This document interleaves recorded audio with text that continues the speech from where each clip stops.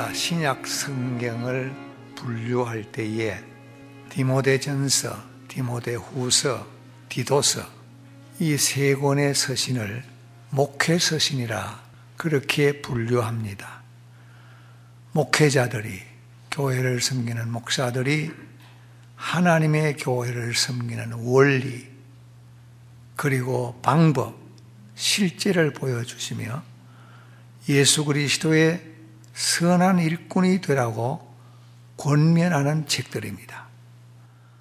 목회 서신의 교훈은 목회자들에게만 주신 것이 아니고 목회자의 지도와 가르침을 받는 모든 교회 교인들에게도 주시는 말씀입니다. 주님의 피로 사신 교회를 섬기려고 하면은 먼저 그리스도 예수의 선한 일꾼이 되어야 한다고 바울 사도가 선언을 했습니다.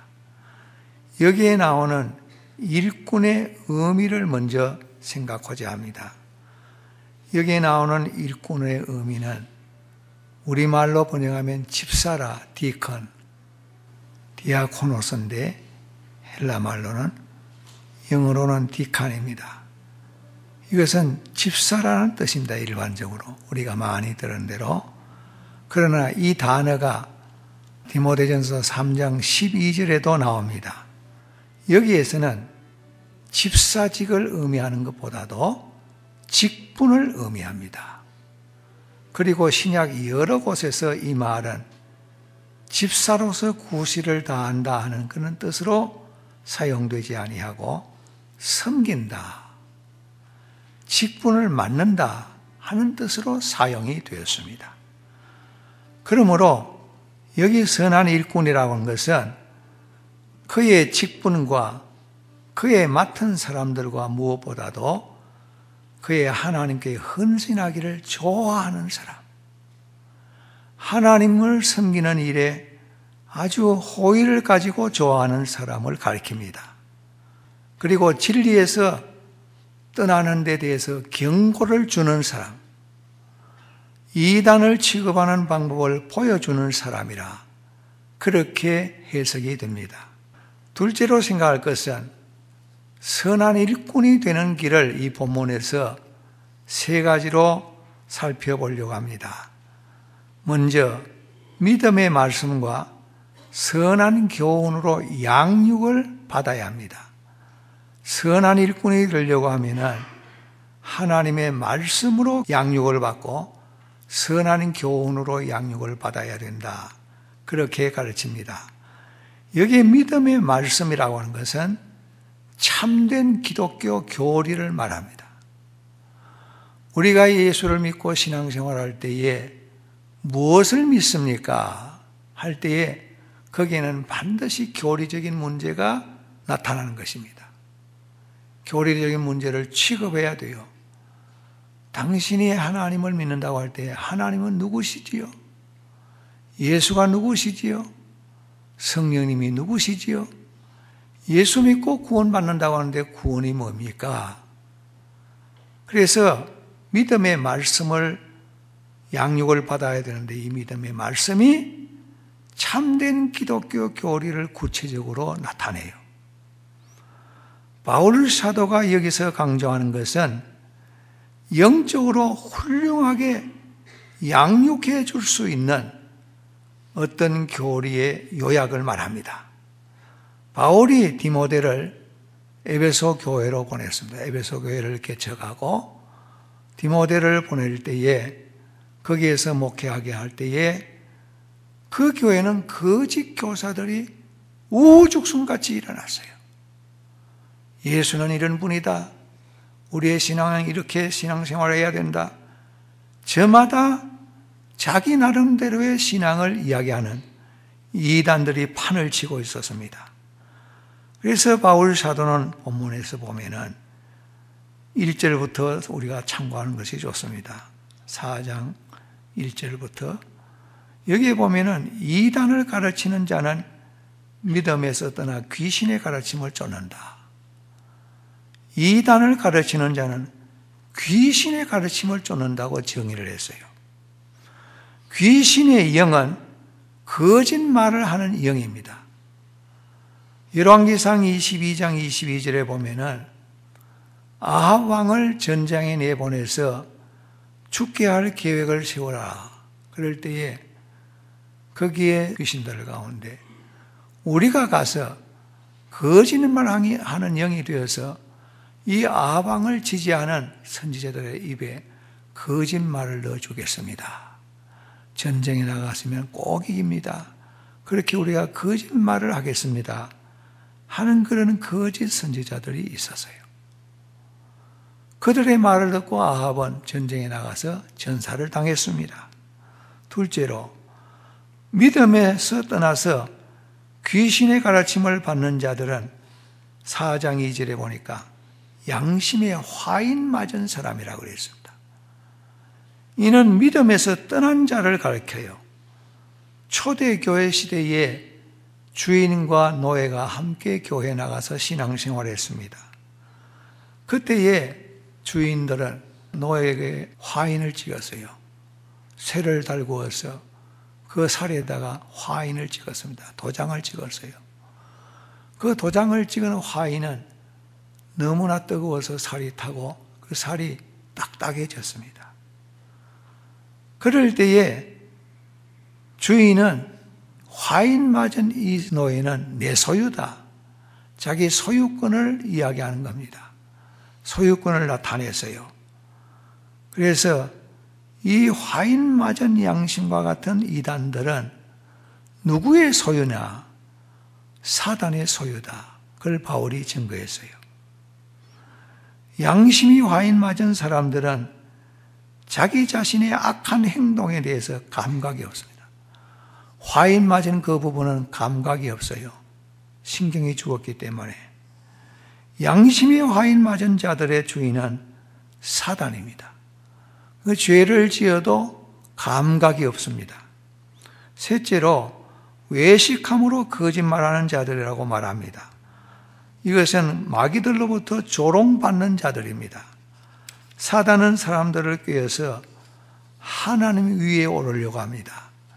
넷째로 금욕주의 이단이 있었어요. 에베소 교회에 특이한 이단입니다. 금욕주의. 그들은 어떤 사상을 가졌는가 하니 물질은 악하고 정신은 선한 것이다. 헬라주의 철학입니다. 물질은 악하고 정신은 선한 것이다. 이것이 이원론이라고 그래요. 듀얼리즘. 육적인 것은 악에 물들게 하는 요인이다. 이러한 이유로 그들은 결혼을 불쾌하게 생각했습니다.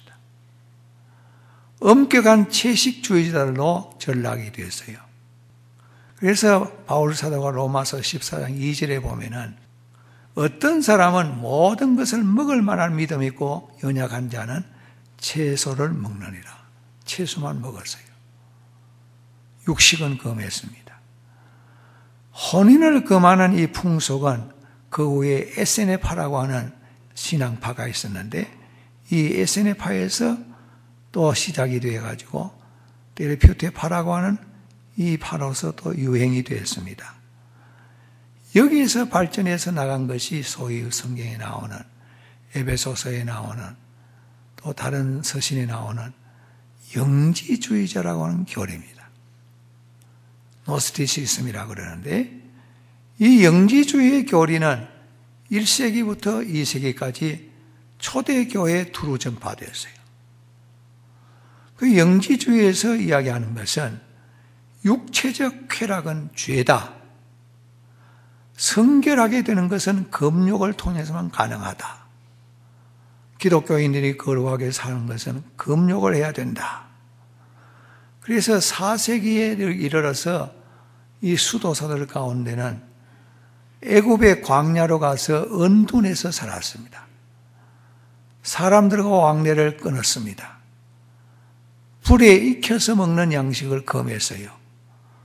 그리고 소금과 물만 마시고 살았던 은둔자들이 있습니다. 이렇게 고행을 해야지 거룩해질 수가 있다. 그걸 가르쳤습니다. 또 신앙적으로 나가서는 그들은 이 육체를 악한 것으로 보니까 예수님에 대해서 어떻게 생각하는가 하니 예수님의 육신을 입었다고 하는 인성은 잘못이다. 예수님이 인성을 입었다고 하면 예수님은 악한 자가 되는 것이기 때문에 예수님의 인성을 거부했어요. 예수님의 신성만 믿었어요. 그러나 바울 사도는 디모데전서 4장 3절에서 5절에 결혼은 하나님이 인간을 위해서 만드신 제도이기 때문에 악한 것이 아니다. 억지로 행하는 금욕주의와 금식주의는 하나님의 창조와 섭리에 배치가 된다. 그걸 확실하게 가르치고 증거했습니다. 디모데전서 4장 3절에서 5절의 말씀 같이 읽어보십시다. 혼인을 금하고 식물을 폐하라 할 터이나 식물은 하나님이 지으신 바니 믿는 자들과 진리를 아는 자들이 감사함으로 받을 것이니라. 하나님이 지으신 모든 것이 선함에 감사함으로 받으면 버릴 것이 없나니 하나님의 말씀과 기도로 거룩하여 지민이라. 여기에 바울 사도는 노스틱주의의 이단의 잘못된 것을 아주 선명하게 비평을 하고 지적을 했습니다. 하나님께서 정하신 결혼을 창조자의 축복으로 받아들이고 일용할 양식과 마시는 것도 하나님께서 주시는 축복의 조건으로 받아들여야 된다. 또한 바울 사도는 디모데에게 이런 이단의 감염된 자들을 깨우치는 일을 네가 해야 된다. 디모데에게 가르쳤습니다. 여기 깨우친다고 하는 말씀은 디모데가 에베소 교회 이단들에 대해서 어떤 명령만 내린다는 것이 아니고 충고하고 권고하고 제의한다는 뜻이에요. 지혜로운 지도자는 강압적으로 어떤 지식을 주입시키기보다는 진리의 말씀을 기억나게 해요. 성경에 입각하는 바른 교훈을 제시해서 스스로 깨닫게, 이것은 잘못됐구나. 사도 바울의 가르침을 들으니까, 디모데의 가르침을 들으니까 잘못됐구나 깨닫게 하도록 하라. 이것이 참된 지도자의 모습이라고 했습니다. 그리고 그리스도 예수의 일꾼은 교인들을 깨우치는 일을 해야 됩니다. 교회에서도 믿음의 선배들은 믿음의 후배들의 깨우침을 받지 못할 때에 깨우치도록 권면해야 돼요. 권고해 줘야 돼요.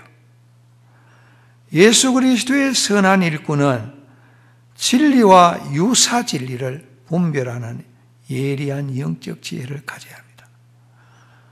우리가 신앙생활할 때에 늘 분별력을 가져야 되는 것은 진리가 있는가 하면은 유사 진리, 비슷한 진리가 있어요. 이 유사 진리는 참 진리가 아닙니다. 비슷한 진리입니다. 참 진리와 비슷한 진리를 구분해낼 수가 있어야 돼요. 이단이 가지고 들어오는 이 유사 진리에 대해서 우리 성도들은 잘못 알기가 쉬워요. 그러므로 교회를 목회하는 지도자의 가르침을 잘 받고 이것은 유사 진리구나 생각나게 하고 가르칠 때에 깨닫게 할 때에 우리는 그것에 대해서 완전 포기를 해야 됩니다. 거기에 관심을 가지거나 유사 진리에 대해서 어떤 관심을 쏟을 때 우리는 잘못된 신앙의 길로 빠지기 쉬워요. 바울 사도는 디모데를 에베소 교회로 보내면서 분명히 유사 진리가 있으니까, 비슷한 진리가 있으니까 그것을 파악하고 비평하고 그것을 교회에서 정리를 해야 된다. 그걸 가르쳤습니다. 이단의 잘못을 비평하는 날카로운 영적 비평력을 가지는 것이 하나님께서 세우신 종들의 사명이에요. 그래서 디모데전서 4장 11절에 보면은 바울은 디모데에게 디모데야, 내가 이것을 명하고 가르치라. 그리고 에베소 교회는 바울 사도의 가르침에 순종하고 따르라. 그걸 말씀했습니다. 둘째로 생각할 것은 하나님의 선한 일꾼이 되기 위해서는 4장 7절 하반절입니다. 경건에 이르기를 연습해야 된다 그랬습니다. 경건에 이르기를 연습하라. 오직 경건에 이르기를 연습하라 할 때 선한 일꾼은 경건에 이르도록 훈련해야 된다 그 말씀이에요. 훈련이 필요합니다. 여기 경건이라고 하는 말은 원뜻이 유라고 하는 말과 사베야라는 말의 합성어인데 잘 예배한다 하는 뜻입니다. 칼빈은 해석하기를 순결한 양심으로 하나님께 예배할 수 있는 마음을 여기에서 경건이라 그랬어요. 이 경건이라는 말은 비기독교 세계에는 사용되기가 어려운 말입니다. 이것은 신앙적인 용어입니다. 기독교의 말입니다. 경건에 이르기를 연습하라. 선한 일꾼은 다른 사람에게 말씀을 전하기에 앞서서 자기 자신을 위해서 말씀을 계속 공급받아야 합니다. 하나님의 선한 일꾼이 되기 위해서는 전인격적으로 항상 배우는 자세를 가져야 합니다. 저는 목회자로서 지금까지 봉사하면서, 교회를 봉사하면서 한 번도 학생 정신을 무시한 일이 없습니다. 항상 배워야 되는, 평생도록 학생이 되어야 된다. 교회는 마찬가지입니다. 교역자만 그런 것이 아니고 목회자로는 그런 것이 아니고 성도들도 죽을 때까지 배워야 합니다. 성도들이 다 같이 항상 배우는 신령한 학교가 무엇이냐? 교회입니다. 목회자들도 배우고 성도들도 배워야 됩니다. 이 정도 알면은 그저 신앙생활 할 수 있지 않을까? 다 됐다. 그것은 아주 망상입니다. 우리는 항상 학생 정신을 가지고 배워야 됩니다. 바울 사도는 디모데에게, 에베소 교회 성도들에게 이것을 가르쳤어요. 교훈했어요. 여기에 또한 그는 육체의 연습과 경건의 연습을 비교했습니다. 잘 예배하는 것, 순결한 양심으로 하나님께 예배하는 것은 경건에 이르는 연습이다. 또 이런 연습이 있는가 하면은 육체의 연습도 있느니라. 육체의 연습은 여기 보니까 약간의 유익이 있지만은 경건은 범사에 유익하다. 연습이란 말을 강조했어요. 이 연습이란 말은 헬라 말로 김나제라고 그러는데 바울 서신에 이곳에만 나오는 단어입니다. 운동 경기를 위해서 옷을 벗고 연습하는 것을 가리킵니다. 우리는 이런 경기들을 많이 봅니다. 그래서 영어의 체육장이라는 말은 김네지움이라는 말.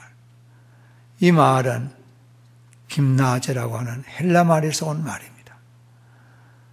고대 올림픽 경기나 이스무스 경기를 제가 지난 설교 시간에 언급을 했습니다마는 이런 경기를 위해서 연습하는 선수들은 그 연습 중에 얼마나 엄격하게 연습을 하는지 죽는 수도 있었어요.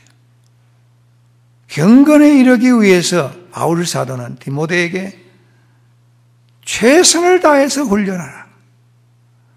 죽음을 각오하고 훈련하라. 이 말씀이에요. 경건은 디모데전서 후서 디도서의 주제입니다. 성도는 마땅히 경건해야 합니다.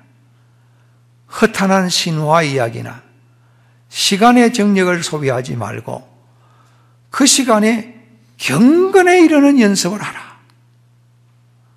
자, 여기에서 사도 바울은 육체의 연습과 경건에 이르는 연습을, 그 가치를 비교를 했어요. 경건에 이르는 연습의 가치, 육체의 연습을 하는 그 가치, 그걸 비교를 했어요. 두 가지로. 육체의 훈련에 주는 혜택이 있는데 이 혜택은 아무리 굉장하다 할지라도 경건한 삶이 약속하는 보상에 비하면 아주 낮다는 겁니다. 육체의 연습으로 얻는 유익이 뭐냐? 기껏해야 건강입니다. 기껏해야 힘을 더, 에너지를 더 얻는 겁니다. 기껏해야 육체미를 얻는다는 것입니다. 그러나 경건에 이르는 연습은 하나님께서 우리에게 유익을 주시는데 영생을 주신다. 영생, 영원히 사는 생명을 주신다. 엄청난 차이입니다. 둘째로, 육체적 연습의 유익을 주는 범위는 경건한 삶이 그의 보상을 주는 범위보다 훨씬 제한되어 있다. 무슨 말씀인가 하니 여기에 육체의 연습은 현재입니다. Here, 여기. And now. 지금 이 장소에서. 그런 뜻이에요. 그러나 경건에 이르는 연습은 여기뿐만 아니고 지금뿐만 아니고 그것을 훨씬 초월하는 것이다. 그걸 여기 설명했어요. 이 사실을 바울은 이렇게 증거했습니다. 육체의 연습은 앞에서 말한 대로 약간의 유익이 있지만 경건은 범사에 유익한데 금생과 내생에 약속이 있느니라. 지금 세상과 다음 세상에 약속이 있느니라. 여기에 약속이라고 하는 것은, 바울이 가르치는 약속은 그 본질이 생명입니다. 생명에 대한 약속. 이 생명은 그리스도 안에서 하나님과 가지는 교제입니다. 경건에 이르는 연습은 우리에게 생명을 주는데 그리스도 안에서 하나님과 가지는 교제다. 그리고 마음속에 흘러넘치는 하나님의 사랑이다. 우리 속에 하나님의 사랑이 흘러넘치게 하신다. 그리고 모든 지각에 넘치는 하나님의 평강이다. 핸드릭스라는 성경학자가 그렇게 위대한 해석을 했습니다. 그래서 디모데전서 4장 9절에 바울 사도는 미쁘다, 신실하도다, 이 말이여 모든 사람이 받을 만하도다. 육체의 연습은 약간의 유익이 있습니다. 옳습니다. 그러나 경건은 범사에 유익하니 금생과 내생에 약속이 있느니라. 이 말씀은 미쁜 말씀이다. 모든 사람이 받을 만하도다. 오늘 우리는 이 세상을 살면서 건강을 유지하기를 원합니다. 병 없이 살기를 원합니다. 그렇게 해야 됩니다. 노력해야 됩니다.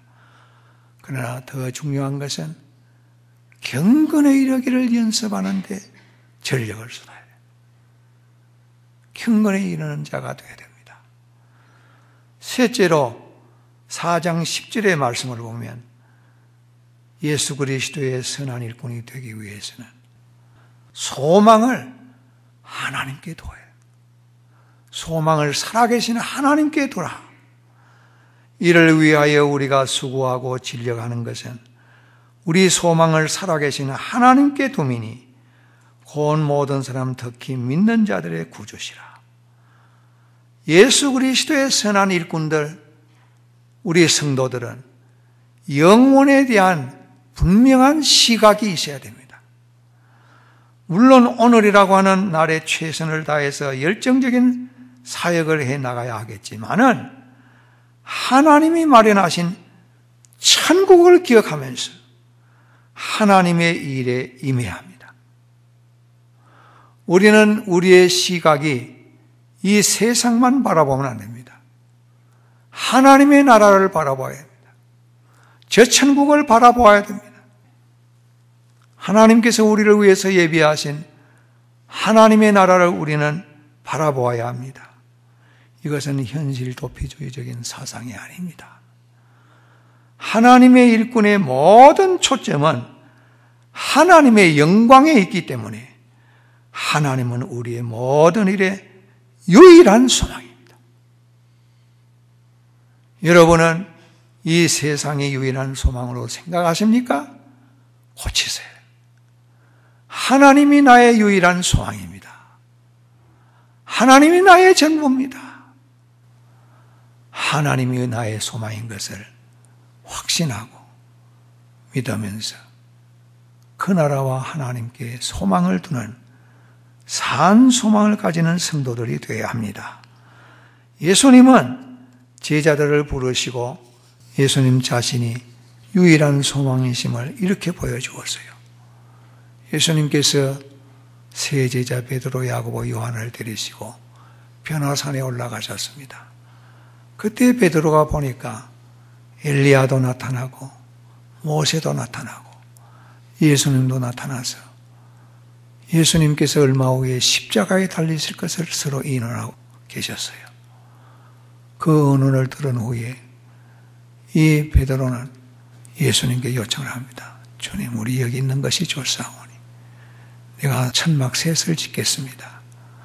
하나는 주님을 위해서, 하나는 모세를 위해서, 엘리야를 위해서 지을 테니까 여기 삽시다. 그 말을 하고 난 후에 이 베드로는 아마 정신이 나았는지 엎어졌어요. 그 후에 다시 깨어나 보니까 모세도 없어지고 엘리야도 없어지고 예수님만 계셨어요. 그래서 마태복음 17장 8절에 보면은 오직 예수 외에는 아무도 보이지 아니하다. 예수님만 보였어요.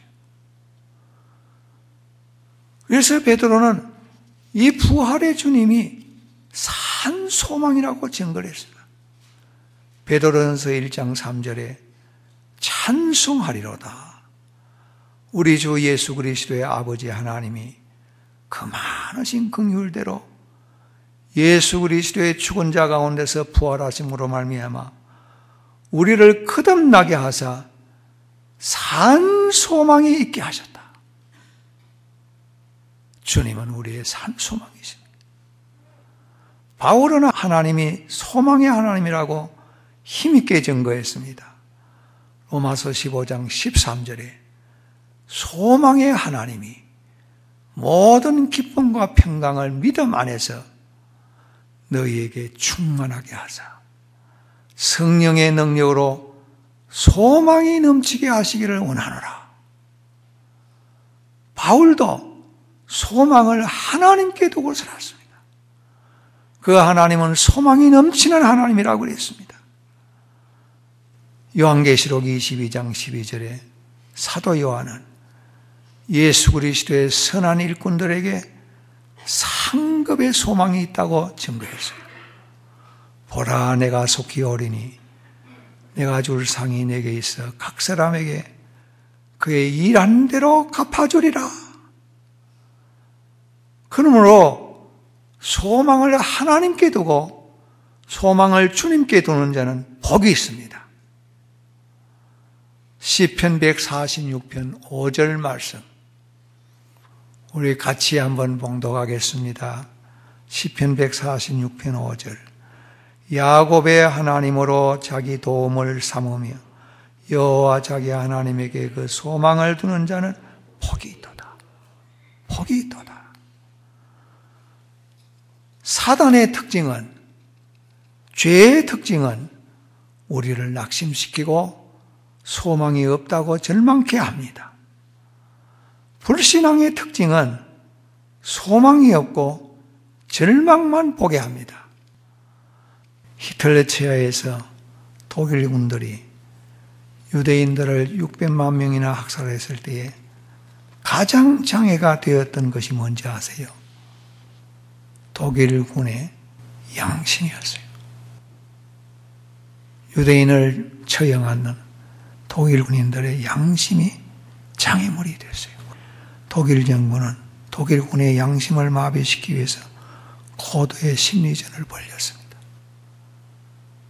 독일 군인들이 유대인들을 죽일 때에 한두 명도 아니고 600만 명을 어떻게 다 죽입니까? 독일 정부에서는 고도의 심리전을 벌였는데 그것은 유대인을 짐승으로 전락시키는 겁니다. 그래서 짐승을 죽이는 것은 사람을 죽이는 것보다 용이하기 때문에 독일 군대들의 눈에 이 600만이나 되는 유대인들이 짐승으로 보이게 해야 되나? 어떻게 해야 될까? 이렇게 했습니다. 32,000명이 수용된, 예를 들면 그 수용소에 화장실을 1개를 만들었어요. 그리고 화장실에 가는 그 시간은 2번입니다. 하루 일과를 마친 다음에는 문을 잠가버립니다. 그들은 배변의 고통을 시달렸어요. 수용소는 온통 배설물로 더러워졌어요. 그때부터 인간들은 동물에 더 가까워졌습니다. 스스로의 존엄성을 잃어버리게 됐어요. 그때의 독일군들은 이 유대인들을 짐승같이 여기게 돼서 학살을 합니다. 손쉬운 살인이 진행이 됐어요. 많은 유대인들이 스스로 죽었습니다. 자살을 했습니다. 포로 수용소에서 살아나는 것은 기적이었어요. 그런데 기적처럼 살아남은 사람들이 생존의 이유가 무엇이느냐? 반컵의 물이었다고 합니다. 새벽 4시만 되면은 독일 군대들이 유대인들에게 반컵의 따뜻한 물, 소위 그것을 새벽에 주는 커피라고 그랬답니다. 그것이 유대인들을 살릴 수 있는 그런 커피가 되었다고 하는데, 그게 살아남은 사람들은 그 물을 반은 마시고 또 쪼개어서 세수를 하고 그리고 자기 자신을 닦고 목욕까지 하는 그런 일을 계속했을 때 살아났다고 합니다. 독일 사람들은 유대인을 짐승처럼 전락시키고 인간이기를 포기하도록 만들었어요.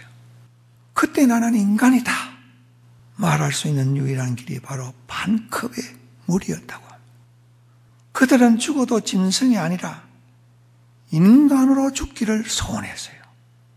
이것은 인간으로서의 정체성이요, 원초적인 소망이었습니다. 모든 인간은 죽습니다. 이것에 대해서는 그 누구도 의문을 품을 수가 없습니다. 반론을 제기할 수가 없습니다. 그렇다면 죽음 앞에서 인간의 소망이라는 것이 얼마나 가치가 있겠습니까? 수용소에서 살아났던 유대인들이 얼마나 가치 있는 생명이라고 하겠습니까? 죽음이 삶의 마지막 종점이라고 하면은 인간이 어떤 소망을 가지고 산다고 해도 그 소망이 이루어졌다고 해도 그 사람 다시 죽지 않습니다. 수용소에서 살아났던 유대인들 살다가 죽었습니다. 죽음 앞에서 소망은 아무런 의미가 없습니다. 따라서 진실한 소망이라고 하는 것은 영생할 때만 가질 수 있습니다. 우리에게 있어서 진실한 소망은 영생할 때, 내 생명이 영원히 살 때에 가질 수 있습니다. 영생에 대한 소망은 인간 스스로 가질 수가 없어요. 절대적인 존재인 하나님께로부터 주어지는 것이 영생의 소망입니다. 바울 사도는 핍박을 당하고 어려움을 당하고 많이 맞고 감옥에 갇히고 그러면서 교회를 섬길 때에도 어디에 소망을 두었느냐? 하나님께. 영생을 홀로 주시는 하나님께, 영생을 홀로 주관하시는 그 하나님께 두고 목회를 했어요. 오늘 우리의 신앙도 마찬가지입니다. 절대적인 존재인 하나님께로부터 영생이 온 것을 확신하고 그 하나님께 우리의 소망을 두고 믿음 생활해야 됩니다. 교회를 섬기는 위대한 하나님의 선한 일꾼들이 되어야 합니다. 인간의 소망은 하나님의 약속으로부터 또한 시작이 되었습니다. 불순종으로 말미암는 신라곤과 더불어 사망의 고통을 겪게 했지만 하나님은 구원 계획을 세우시고 예수님을 보내주셨어요. 예수님을 믿으면 참된 소망인 영혼을 향해서 출발하게 됩니다. 새로운 피조물로서 출발하는 것입니다. 길이요 진리요 생명이신 예수님을 믿고 나갈 때 영원한 소망이 확실하게 우리에게 주어집니다. 그러면 죽어도 살게 됩니다. 하나밖에 없는 생명을 위해서 독일 포로 수용소에 있었던 유대인들은 얼마나 그 생명에 대한 애착을 가지고 살았겠습니까? 그러나 그 수용소를 떠난 후에 그들은 죽었습니다. 오늘 하나님께서는 죽음 앞에 없어지는 우리의 생명, 그 생명이 아니라 죽음 앞에서도 초월할 수 있는 영생의 생명, 그것을 주셨어요. 그 생명을 내다보면서 바울은 교회를 섬겼습니다. 선한 일꾼으로서 섬겼습니다. 하나님은 우리의 영원한 소망, 주님은 그 소망을 우리에게 실제로 보여주셨습니다. 십자가의 죽음을 넘어서 부활의 아침을 통해서 우리에게 그 소망을 보여주었습니다. 오늘 이 본문에서 예수 그리스도의 선한 일꾼들은 믿음의 말씀과 교훈으로 양육을 받아야 됩니다. 하나님의 말씀을 잘 배우고 깨닫고 양육받는 하나님의 선한 일꾼들이 되시기를 원합니다. 예수 그리스도의 선한 일꾼은 경건에 이르는 연습을 해야 됩니다. 피나는 연습이 필요합니다. 계속적인 학생 정신을 가져야 합니다. 예수 그리스도의 선한 일꾼은 살아계신 하나님께 소망을 두고 살아갑니다. 그 소망을 바라보면서 우리도 하나님의 선한 일꾼으로서 주님의 피로 사신 교회를 아름답게 봉사하는 봉사자들이 되시기를 원합니다. 기도하겠습니다. 아버지 하나님, 감사합니다. 하나님의 선한 일꾼들로 살도록 이 아침에 우리에게 권면하시고 가르쳐 주시고 깨닫게 하심을 감사합니다. 우리로 하여금 믿음의 말씀과 교훈으로 잘 양육받게 해주시고 신령한 하나님의 말씀으로 늘 배불림을 얻게 해주시옵고 하나님 우리로 하여금 경건에 이르는 연습을 잘 할 수 있도록 은혜를 베풀어 주시고 우리에게 용기를 주시고 열심을 더하여 주시옵시고 우리의 소망을 오직 하나님께 예수 그리스도께 가지고 살아갈 수 있도록 우리의 소망을 확실히 해 주시옵기를 또한 간구합니다. 오늘도 하나님께서 우리 사랑하는 성도들에게 주시는 이 은혜의 말씀이 그 가슴들 속에 차곡차곡 박혀서 이 말씀으로 승리하는 우리 성도들이 되게 해 주시옵소서. 예수님의 이름으로 기도 올리옵나이다. 아멘.